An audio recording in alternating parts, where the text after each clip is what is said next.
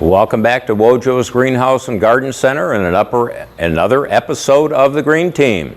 I'm George, and we're going to begin the first segment talking about current issues that are happening here in the Garden Center. It's a hot, sticky day here that this filming is being done. I think it's a day that is bookended by two very stormy days, but watering is always a key. Watering is always an issue here. In the Garden Center, we water very regularly, automatically, and also by hand. We're on the end of a hose for probably 2 or 3 hours here, trying to keep the plants looking nice. There are certain plants, the hydrangea plants, that especially like water, but we found this year that we've had some people that have really thrown the water at them, and they've actually drowned them, and the roots have rotted. So it's a delicate balance. You've got to learn your soil. You've got to investigate what you have in your garden so that your watering can be done effectively. This past week, the Farmer's Almanac came up with 10 smart watering tips, and I'll share those with you. Water, first of all, only when you need to. That if it's rained, you don't need to run the irrigation system on your lawn. It's, again, wasting power for that. But again, if it's hot and dry and it hasn't rained, you definitely want to provide that watering. The time of your watering, the best watering time is early in the morning. That way any water on the leaves has a chance to evaporate and avoid any disease issues, any fungal issues that take place with later in the day watering. Take careful aim. The plants, these young plants that you're planting now, the roots are right directly below the plant. And for you to water away from that, you're not benefiting those roots at all. So that a slow trickle under the foliage right near the root zone provides that water right where the water is needed. An old neighbor of mine did something that they reference here. He took an old pail and he drilled holes in the side of it, and then he planted his cucumbers and melons around the outside. And every day or so, he would pour a bucket of water in that pail. The water would seep out to the root zone of those plants, and it was an ideal way to provide that watering. Again, irrigate effectively. If you have drip lines that can take the water right to the plants, it's more effective than a sprinkler system that scatters it to the entire area. Adding organic matter to the soil helps to hold the soil, it helps to condition it, and we find that adding mulch also helps to minimize the amount of moisture that is lost. Mulch helps to hold in moisture, keeps the soil cooler, and the plants are happier for that. Another topic that we've talked about on a weekly basis, and I'm going to talk about it again today because we're starting to see them here. The reports out of Ohio are, again, that the Japanese beetles, it's going to be a heavy year for them. We do have the products here at Wojo's to help control that. We've got the beetle traps, we've got the insecticide, and we've got the Bear product that provides us that long-term 12-month avoidance of any insect issues.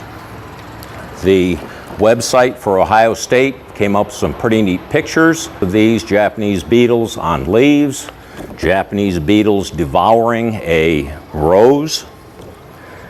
They like grapevines, and they leave a skeleton-looking grapevine. They also take linden tree leaves and will make it look like a skeleton. So Japanese beetles can be devastating in your landscape, and it's something that we want to control. Nancy Zerlag this week talked about timing and prevention of plant diseases. As we've mentioned throughout the weeks, we want to observe, we want to take care of observing our plants and checking for anything that may be occurring with them, any fungal issues, any bacterial issues, so that we can take care of them. The full moon that passed on Sunday was called the full buck moon. The native Indians gave it that name because it's this month that the young bucks are starting to grow their antlers. And we'll talk on an ongoing basis, especially around the 1st of August, that you want to protect your trees from the bucks rubbing their antlers. It was also called Thunder Moon, and as we experienced the last couple rains we've had, thunder is definitely prevalent. Oakland County just came up with a notice yesterday. West Nile virus has been found in Oakland County. As you're outside enjoying your yard, either with picnics, cookouts, or whatever, or you're gardening, make sure that you wear the mosquito repellents with a deed on it to keep from acquiring this illness. I talked last week about the bird activity in Clarkston the last Wednesday of every month for bird watchers, and that's again coming up near the end of the month at the Gateway in Clarkston, and I'll mention that again. And for people that like hot peppers, I came across a chart, but there are different pepper types and then the heat scale. The hottest one happens to be one called Carolina Reaper. The next is the Trinidad Scorpion, and then the Ghost Pepper. Here at Wojo's, we were happy to say we sold all 3 of those peppers that are the hottest that are available at this time. So for those folks that like the hot peppers, we're sold out, so somebody is going to be enjoying some real hot salsa or dip in the near future. We're going to wind up this segment, and the next thing we're going to do is go out and talk about a topic that Proven Winners talked about, demystifying hydrangeas. We're going to talk about the 6 different kinds of hydrangeas that we have here at Wojo's and their growing environment and what suits them best. So we'll come back and do this. Thank you.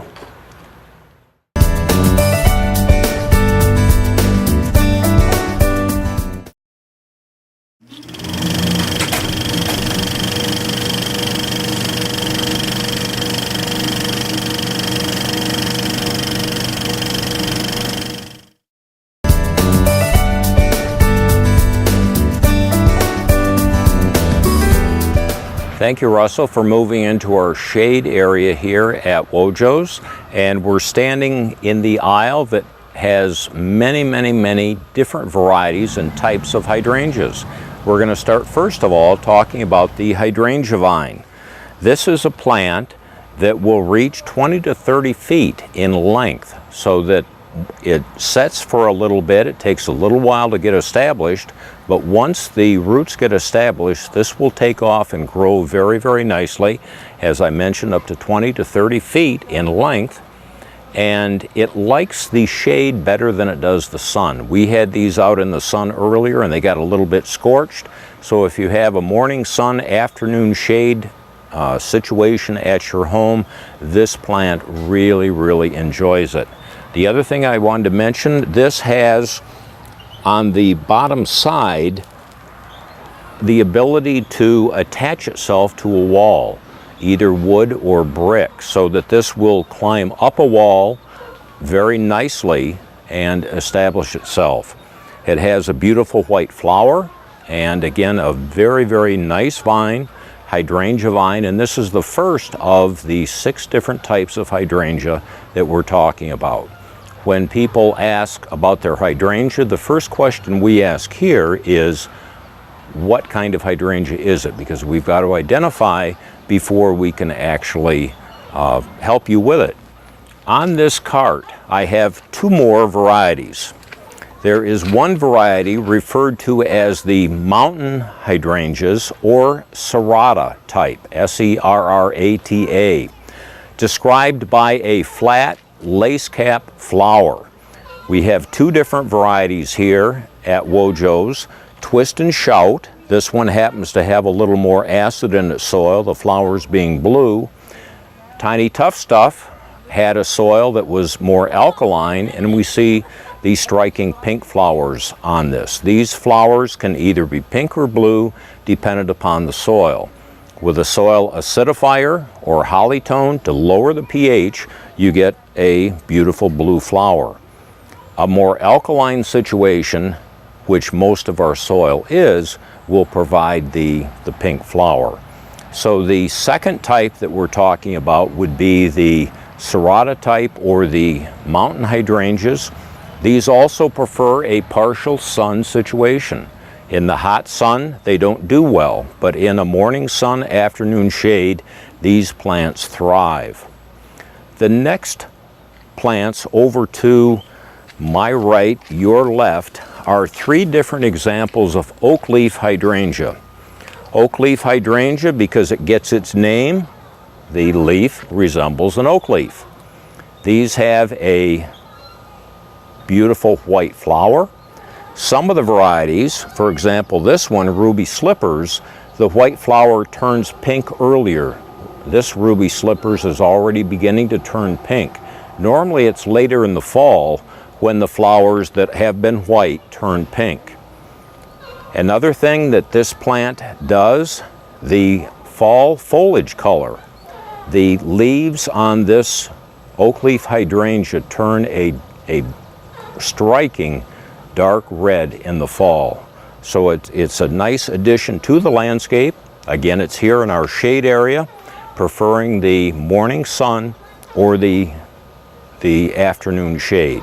And again, I have three different varieties. I have the Ruby Slippers, I have Munchkin right next to it, a little smaller variety, and Sykes Dwarf. Well, dwarf is in its name, referring to its overall size. This one happens to be a little bit taller. So far we've talked about three different kinds of hydrangeas, the climbing hydrangea vine, the serrata, and now the oak leaf hydrangeas. We're going to turn the camera around next, and we're going to talk about the big leaf varieties as we resume again.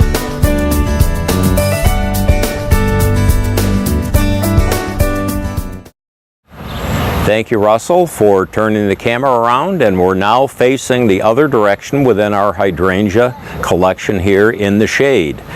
We're with a group of hydrangeas referred to as the big leaf hydrangeas. When we take a look at the structure of the plant, the leaf has a tendency to be larger in size, and consequently where the name big leaf comes into play. This particular plant being hydrangea, big leaf grouping, and its name Endless Summer. Over the years, I've been in this industry for 18 years, and when I first started out, there were varieties like Nico Blue, Prizosia, that were the benchmarks of the big leaf varieties. And then about probably 15 years ago, the Endless Summer series and collection was introduced, and that has grown in popularity, and it's the one that we find garden centers using quite a bit of, and here at Wojo's they turn out to be very, very popular. Part of the reason that this particular handout was put together, and I want to mention for you that anybody may have a copy of this by simply Googling Proven Winner Hydrangeas Demystified, and you'll have a chance to have your own copy of this as a reference. I highly recommend it. Front side, it talks about the 6 different types. The back side, the question answered, why doesn't my hydrangea flower? So it's an excellent resource for gardeners that do have hydrangeas in their garden. So back to the big leaf varieties. These again, like morning sun, afternoon shade. If they're in the hot sun, they may droop, they may look thirsty, they may look unhappy. But if you get them a spot where they have a morning sun, afternoon shade, and with ample water, these plants are absolutely magnificent. The first introduction into the Endless Summer series was Endless Summer. These particular ones have the blue flower. The grower added the soil acidifier to lower the pH, and consequently this selection that we received has the blue flower.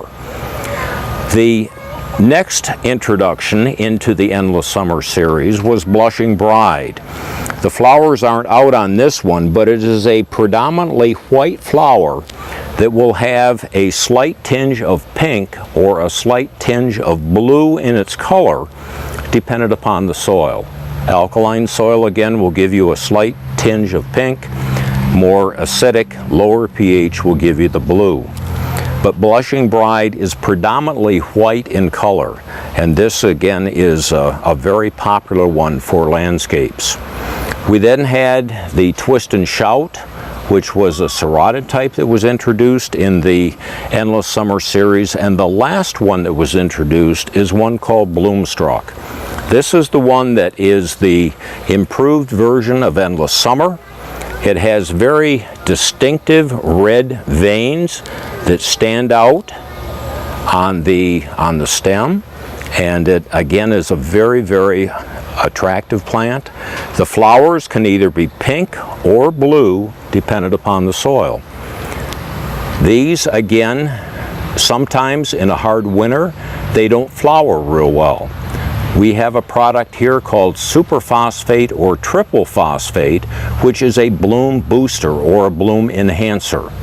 We recommend using that on a yearly basis to help promote extra blooms, extra buds on your big leaf hydrangeas. We have other varieties other than the Endless Summer series, but I'm not going to mention them now since this is the predominant one, the one that we sell so many of. So with that, if you're interested in the big leaf hydrangeas for your hydrangea collection at home, we have them here. We're then going to move out to the sun next.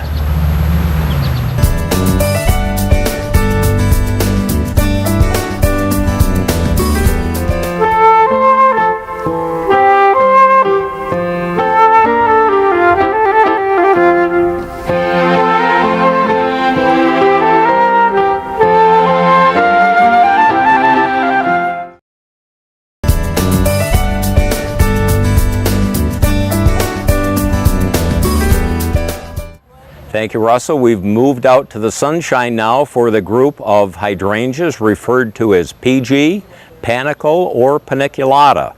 All those names reference the hydrangeas that get fairly good size. Some of these will get 6 to 8 feet tall, although I do have some smaller varieties in here. They generally have a cone-shaped flower that is characteristic of this grouping. Again, names that you'll hear: Bobo, Quickfire, Little Quickfire, Limelight, Little Lime, Vanilla Strawberry, Vanilla Sundae are all varieties of these PG hydrangeas. Very hardy, very dependable in flowering. They like fertilizer to boost the growth of the plant, and they like water.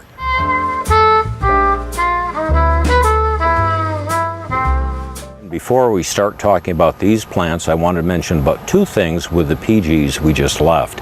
They make striking tree form. The plants are grown into a tree form and do a very nice job in the landscape. Also patience. I had a lady come in today saying that the vanilla strawberry picture shows pink, but the flower is white. And I said, you've got to be patient. The flower comes later. It starts off white and then will turn pink. So the rule of thumb is patience, and those colors should come out. I'm now in the last grouping referred to as the smooth type of hydrangeas. These get 3 to 4 feet tall. They like a shady spot again, adequate water. The old-fashioned Annabelle, the first one that was on the market, and then Proven Winner came out with Incredible. These 2 are the mainstay within the smooth market. They both have striking large white flowers. And then most recently, for breast cancer support, we have 3 varieties we're selling here that have a pink shade to them. The Incredible Blush, the Incredible Ruby, and Invincible Spirit 2 are varieties of the smooth hydrangeas that have a pink shade to them.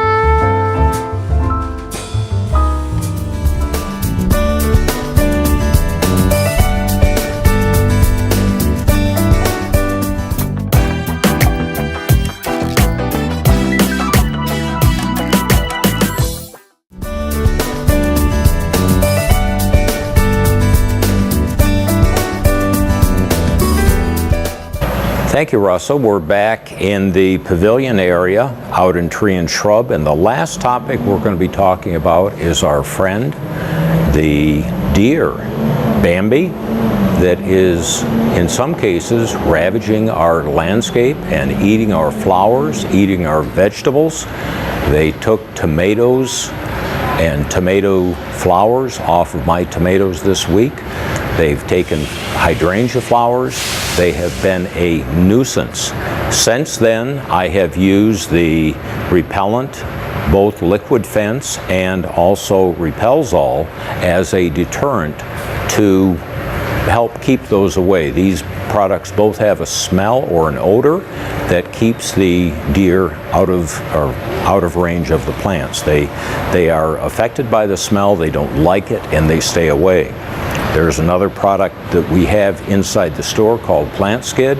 That's a mixture of blood and oil. It lasts a little bit longer, and that stays on the leaf, and because of the smell of blood, the deer think that there's been a slaughter and they stay away from it. Another thing that some people are using to keep deer out of their yard, besides an 8-foot fence, when I talked with Bob McGowan at Bittersweet Farm over in Clarkston, he raises vegetables for Gleaner's Food Bank, and I said, well, how do you keep the deer out? And he says, an 8-foot fence, and then he has a smaller whole fence to keep the rabbits and other smaller rodents out, but an 8-foot fence he uses to keep the deer out. Most of us aren't going to do an 8-foot fence, but some people have luck with fishing line. You take a fine fishing line and string it. If you don't have children running around or people running around your yard, you can very effectively string this fishing line from pole to pole, and when the deer hit that, they can't see it, they feel it, and then they repel from it. So the fishing line sometimes works when you're trying to keep the deer away from your home and property. What I'm going to be talking about today is a 4-page handout that Michigan State University has put together. It's 4 pages, and for any of you that have deer issues in your yard, I would encourage you to get your own copy of this. Download the PDF, print it up, and have it as your handbook, your reference guide as to what plants the deer will normally avoid, what plants they sometimes go after, and then which plants they use as their main meal, the salad bar, whatever. This is an excellent handout, pretty concise in 4 pages. I also went on Cornell's website. Cornell University has a fairly comprehensive sheet that again is some 4 pages listing the plants, and then Penn State has a 6-page handout. So whatever the major university that deals with horticulture, they all have their list of deer resistant plants, and I encourage you to study up on that and become familiar with what plants normally the deer stay away from. And I want to start off by saying there are no absolutes with deer. When deer are hungry enough, they'll eat almost any plant. So that, for example, boxwoods are notorious for deer leaving alone. I had a lady, a homeowner up in the Metamora area, that claims about 6 or 7 winters ago the deer ate her boxwoods. If that was the case, I'm not saying they didn't, but they had to be real hungry, and that lets us know there are no true absolutes with that, because the deer, when they're hungry, will go after things. What happens, or why do we have so many deer? Think about their shrinking area, their shrinking population. We've had more homes come up, and we have, with the homes coming up, we have less space for them to roam. Because of the homes coming up, you have hunting restrictions. When they used to have 40 and 80 and 100 acre farms, you would have more lenient hunting. The sportsman's club, their hunters would go out and enjoy the large acreage and being able to hunt, but when you have residential areas, you have hunting restrictions. So the controls of the deer, the hunting of the deer is minimized. And so with that, that's part of the reason why we have so many. The restrictions of, again, the firearms and in the municipal areas, and then the smaller areas the deer have to roam. To look at some of the plants, the ones that are rarely damaged in the perennial area, very common plants as yarrow, the Japanese anemone, columbine, jack-in-the-pulpit, larkspur, bleeding heart, foxglove, purple coneflower, sweet woodruff, Stella d'Or daylily, lavender, native spice bush, ostrich fern, the Japanese spurge, oriental poppy, Russian sage, coneflower again, lamb's ear are just examples of some of the plants that the deer will rarely damage. In annuals, the ageritum, the dill, the snapdragons, the hot peppers, sweet peppers, watermelon, cantaloupe, cucumbers, hyacinths, the scented geraniums, the rhubarb, eggplant, marigold, and nasturtium are generally left alone.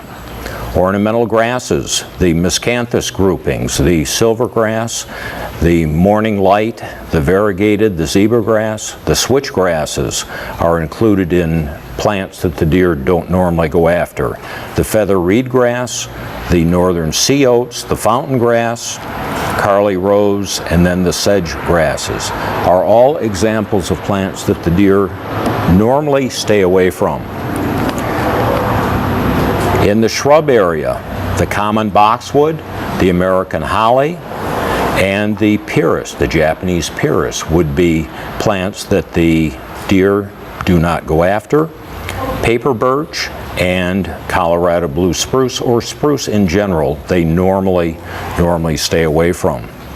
What are some plants that they seldom damage? This again going in the shrub area. Some plants that are seldom damaged, that means that occasionally they will eat them, but not on a regular basis. The American bittersweet, flowering dogwood, Coosa dogwood, hawthorn, forsythia, Chinese holly, inkberry holly, the Chinese junipers, mugo pine, corkscrew willow, common lilacs, and wisteria would all be shrubs that the deer will normally leave alone. Trees they normally leave alone: the white birch, the European beech tree, honey locust, mountain laurel, Norway spruce, white spruce, Austrian pine, and the Japanese flowering cherry. For perennials, some of the plants that they, again, we're now into the plants that they occasionally damage, and that for perennials it would be asparagus, the trumpet creeper, Virginia creeper, and the potentilla. For annuals, squash, radish, potatoes are plants that they will occasionally damage. In shrubs, smokebush, Cattonia ester, forsythia, witch hazel, rose of Sharon, the hydrangeas that we talked about in the earlier segment, they will occasionally damage. The azaleas, rhododendron, willows, ragusa roses, roses in general, viburnum, the Judd viburnum, Korean spice, the fragrant ones, the leatherleaf, and then for trees, the white fir, the paperbark maple, the red maple, silver, and so on. Frequently damaged in the tree and shrub area, the cedar, the arborvitae as we call them, the burning bushes, the rhododendrons, azaleas, roses, hybrid teas, and the yews, and for trees, the firs, the crimson king maples, and then the fruit trees, the apples and cherries. So with that, that gives you a little bit of a synopsis of the plants that the deer will either eat or stay away from. We'll see you next time. Water your plants.